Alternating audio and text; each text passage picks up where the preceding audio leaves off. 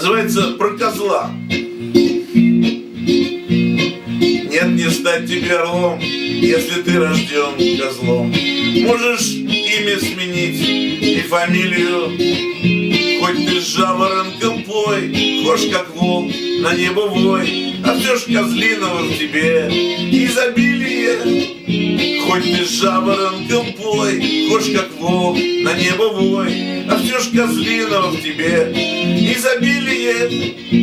И не спрятать, не прикрыть ни рога твои, ни прыть, ни повадки, ни походку козлиную.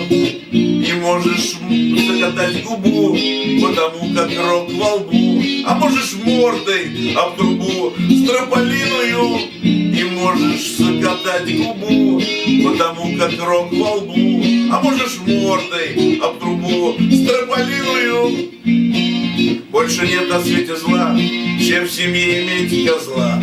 Даже жабы не такие вонючие. Уж лучше родиться ослом, чем всю жизнь ходить козлом. Или коброй, или мышью летучую. Уж лучше родиться ослом, чем всю жизнь ходить козлом. Или коброй, или мышью летучую.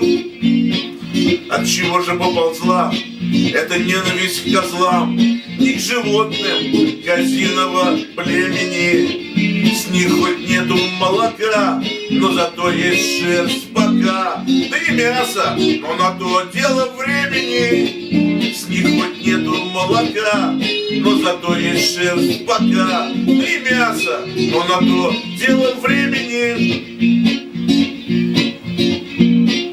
Мы пытаемся понять, как могло такое стать, что животное ни в чем не повинное за людские, за грехи, аж на самые верхи так склоняют все семейство козлиное.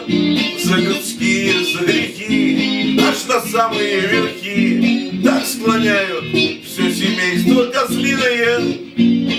Словом, каждому решать, с кем он будет корешать. Может, с крысою, а может, с гадюкою.